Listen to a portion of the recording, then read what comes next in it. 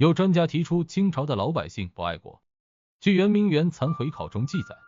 当英法联军攻入京城准备抢劫皇宫时，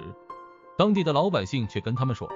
西北方向的圆明园比皇宫更加的辉煌壮观，满清皇帝把很多值钱的宝贝都放在那里面。于是英法联军掉头直奔圆明园。到了圆明园之后，他们发现这里果然是金光闪闪。为了表示对带路老百姓的感谢，英法联军就允许这些老百姓跟他们一起洗劫圆明园。由于圆明园里面的宝贝太多了，英法联军拿不完，所以想一把火烧掉圆明园，但却发现这个圆明园的建筑是由很多的玉石浮雕构成的，根本没办法烧。正当英法联军一筹莫展之际，参与抢劫圆明园的老百姓帮他们解决了这个难题。他们从附近找来大量的木柴、秸秆，堆积起来放了一把火，这才把圆明园点住。当时的一名俄国记者在八国联军目击集中记载，1900年联军攻入北京的时候，当地的老百姓不仅没有奋起反抗，反而主动给联军提供水和生活物资，而联军也不像清朝官兵那样，吃完把嘴巴一抹，不给钱就走了。英法联军反而是照价付钱给了老百姓。在联军攻城的时候，这些老百姓还帮助联军扶梯子，并给他们提供清军的情报。那清朝的老百姓为什么是所谓的不爱国呢？清朝虽然也经历了所谓的康乾盛世，但是在清朝官员眼里，老百姓就是为官府提供服务的工具而已。特别是鸦片战争以后，满清政府签订了一个又一个的不平等条约，不断的割地赔款，这些巨额的赔款最后还是摊到老百姓的头上，老百姓的日子苦不堪言。慈禧为了保住自己的地位，不敢得罪洋人，喊出了亮中华之无力竭，与国之欢心的口号。慈禧为了感谢列强对她的不杀之恩，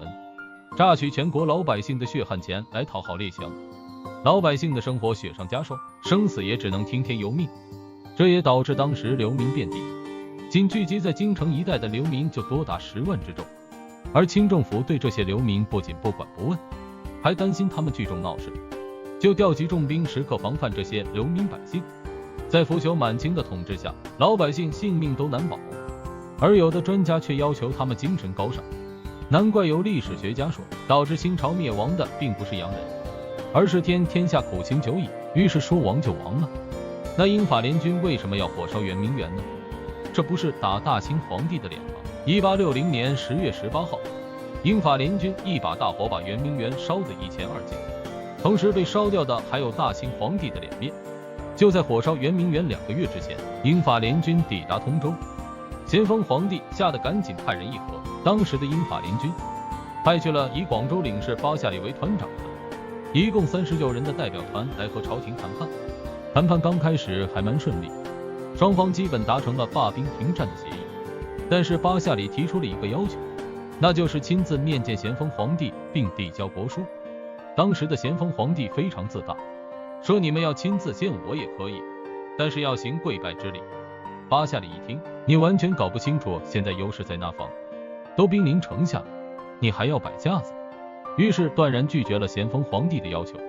谈判也陷入了僵局。就在双方僵持不下之时，咸丰皇帝又犯了第2个错误，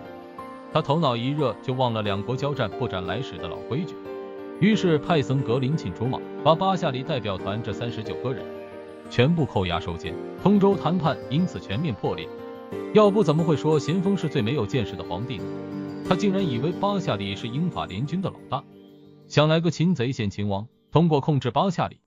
达到不战而屈人之兵的道理。但是这个巴夏里只是个英国的普通外交官而已。正当咸丰得意洋洋的以为能够挟持巴夏里就可以号令英法两国的时候，一场轩然大波悄然发酵。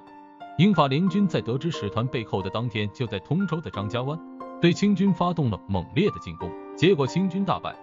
几天以后，双方又在通州的八里桥决战。僧格林沁带领的蒙古骑兵号称是精锐中的精锐，但是在英法联军的冲击下，竟然不堪一击。英法联军一个刺刀冲锋，上万人的清军精锐竟然一哄而散。而当时大清的炮兵最为搞笑，27门大炮从早上7点一直轰到中午12点，竟然一发都没有命中敌人。战斗的结果就是清军伤亡了1万多人，而英法联军只伤亡了10几个。咸丰皇帝听说英法联军逼近京城，吓得闻风丧胆，连夜就逃往了热河避难。整个京城只留下了无兵可用的恭亲王来和英法联军周旋。恭亲王想和英法联军议和，但英法联军却提出要先释放巴夏里。这时候的恭亲王犯了和咸丰一样的错误，他一看巴夏里对英法联军如此重要，于是继续把巴夏里握在手里当筹码。眼看朝廷不放人，英法联军决定继续进攻京城。这下子朝廷真的慌了一地，于是同意放回巴夏里等人，但是为时已晚。这39个人的代表团早就成为了矛盾发泄的出气筒。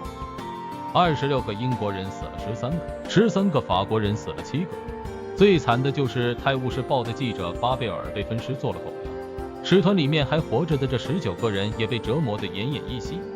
就是这起荒唐的谈判事件，直接为火烧圆明园埋下了祸根，并且使朝廷又多了2个不平等条约，即中英北京条约和中法北京条约。咸丰皇帝和恭亲王最终为自己的愚蠢付出了代价。